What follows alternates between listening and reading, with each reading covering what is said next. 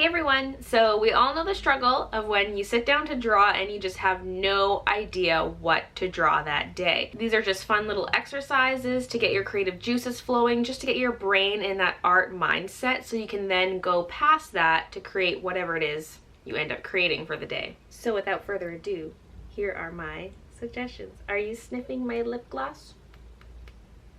Oh, baby. So my first suggestion is to do studies, and that could be an anatomy study, a color study, studies of other people's art, anything like that, where you are essentially copying for the sake of learning. What's nice about studies is that not only is it just a little exercise to get your brain in the creative mood, but it also improves your skills at the same time. You're improving your knowledge of anatomy or whatever it is that you are studying. So that's what's really good about it. And it's just a way to get you in that drawing mindset without having to think of what to draw. Just look up some reference and just go at it. And you can do anything from really quick sketches to something more refined. It's totally up to you. So the second thing you can do is to draw some random blobs on a piece of paper and then fill them in and turn them into characters, turn them into scenes, monsters, props, whatever you can think of. And that gets your brain going without having to feel the stress of making something really good, because to me, these are just silly little doodles. I'm not trying to create a masterpiece. I'm just making funny doodles, and that's just getting my hand on the paper so I can drawing something, and then maybe an idea for something a little fancier will come later. Tip number 3 is to try doing a drawing challenge, and you've seen me do many of those on this channel. Anything from the scribble challenge, the blindfold drawing challenge, a non-dominant hand drawing challenge, no thumbs challenge. There are so many out there that you can try, and again, it's fun. It doesn't have to be anything serious. You're just getting your hand down onto paper, and when you put those constraints on yourself, it can give you new ideas that you didn't think of before. Like with the scribble challenge, it's a little bit similar to the blob thing, where you draw random scribbles and turn it into something. With some of the other drawing challenges, you still have to think of something to draw, so you could use them in conjunction with some of these other tips that I'm sharing with you, because you still need to think of something to draw when you do them. But because they're different, it's kind of making you think outside of the box and making your brain think in a different way, because you're not drawing the same way you normally would. Like if you're blindfolded, it's a whole new experience, and so that can still help make your brain think in a different way. Now for thing number 4 that you can do is to color in a coloring page. It's very stress-free, very therapeutic. You don't have to think of what to draw. You really are just coloring, but it gets you in that creative mindset. I have some free coloring pages on my website that you can download, and I thought I would mention an update to those Hue monthly coloring book subscription boxes that I've opened in past videos. They got feedback from customers and decided to change it up, where instead of getting a box full of items plus a coloring book, they're just shipping out coloring pages instead.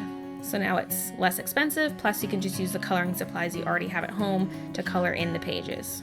They also have this 30-day challenge where you can sign up for free to receive a new coloring page emailed to you every day for 30 days. And it's to encourage people just to spend a few minutes a day at least coloring for health and mental wellness, because like I said, it is very therapeutic, and so you could join that as well if you'd like.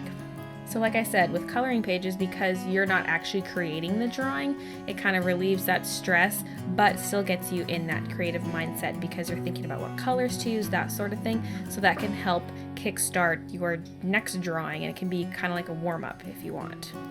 Tip number 5 is one I've touched on in a previous video, and that is drawing prompts. There are various websites and apps out there that will give you drawing prompts on what to draw. I already did a video on Jazza's Arty Games app, and so I'll link that video down below if you want to check it out, because that video was also based on what to do when you don't know what to draw, but focused specifically on that app.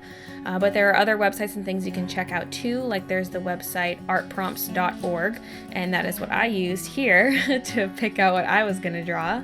The prompt it gave me was Medusa trying out different hairstyles, and so I decided to draw Medusa with ramen for hair instead of snakes, because it's still squiggly, but it's different.